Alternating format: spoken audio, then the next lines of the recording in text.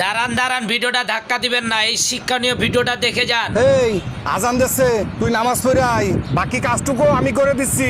এদিক দে, তুই রোজা আছিস না? এনে 100 টাকা নিয়ে তুই ইফতারি কিনিস, কলা ছোলা, আর তোরা জানি কি দিয়ে ইফতারি করিস। ভাই আপনি খেজুরের কথা করছেন? হ্যাঁ খেজুর, যা তুই খেজুরও কিনে নিয়ে আয়, যা। তা নীতিশ দা, তুমি এই ছেলেটার বেতন কয় টাকা দাও? কেন 12,000 টাকা দিই? তা তুমি তো মনে হয় জানো দাদা, আমাদের রোজার মাস কিন্তু 30 দিনে হয়। আর তুমি যদি প্রতিদিন ওরে 100 টাকা করে ইফতারির জন্য দাও, তাহলে কিন্তু তোমার অতিরিক্ত 3,000 টাকা দেওয়া লাগবে। তাহলে পরে কি হলো, 12,000 টাকা বেতনের ছেলে 15,000 টাকা হয়ে গেল। আর রোজা রাইখে ও তো মনে হয় ঠিকঠাক মতো কাজও করতে পারে না। এতে করে তোমার লস হয়ে যাবে না নীতিশ দা? আরে দাদা, এই ছেলেটা 11 মাস আমার এইখানে কঠিন পরিশ্রম করে দোকানটা টিকাই রাখিছে, তা তো তুমি কম বেশি জানোই।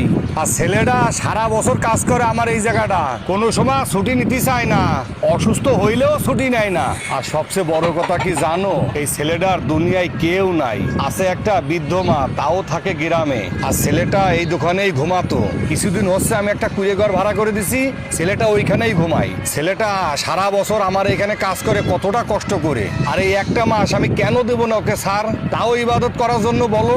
যাক দাদা, তোমার মন মানসিকতা দেখে আমার খুবই ভালো লাগলো। তুমি ছেলেটারে ইবাদত করার জন্য ছাড় দিচ্ছ, এতে তোমারও উপকার হচ্ছে। এই মাসটা তুমি একটু কাজ বাজ করে তোমার শরীরটা একটু রানিং রাখলা। আর আমি তো প্রায় সময় খেয়াল করি, ছেলেটা একাই সব কাজ সামলায়, তোমারে কোনো কাজে হাতই দিতে দেয় না। নিতেশ দা, আমি তোমার কাছে আর একটা কথা জানতে চাই, যদি এই দোকানের মালিক মুসলমান হতো আর এই কর্মচারী ছেলেটা হিন্দু হতো, তাহলে কি ওই মুসলমান মালিক এই হিন্দু ছেলেটাকে তোমার মতো ছাড় দিত?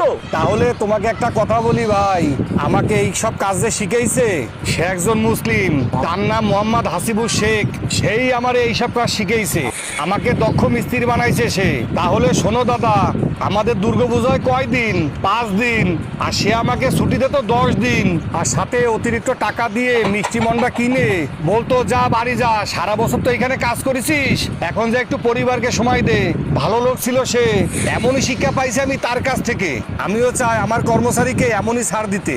আসলে দাদা, আমি আসল কাহিনীটাই জানতে চাচ্ছিলাম তোমার কাছ থেকে।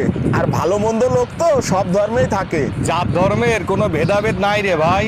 তুমি মনে করো তোমার সফলতা হিংসে করে কে? তোমার নিজের লোকই। আমি সোজাসুজি বুঝি ভাই এটাই, যে ভালো তুমি তার সঙ্গ দাও, যে খারাপ তুমি তাকে এড়াই চলো। আসলে রাজু ভাই, আমি এটাই জানতে চাচ্ছিলাম যে তুমি কোন স্বার্থে এই মুসলমান ছেলেটারে এত ছাড় দাও। আসলে তোমার মন মানসিকতাটাই ভালো। ভালো কাজের সঙ্গ দিন, খারাপকে এড়িয়ে চলুন। ভিডিওটি ভালো লাগলে লাইক কমেন্ট শেয়ার করে পাশে থাকবেন। সকলকে ধন্যবাদ।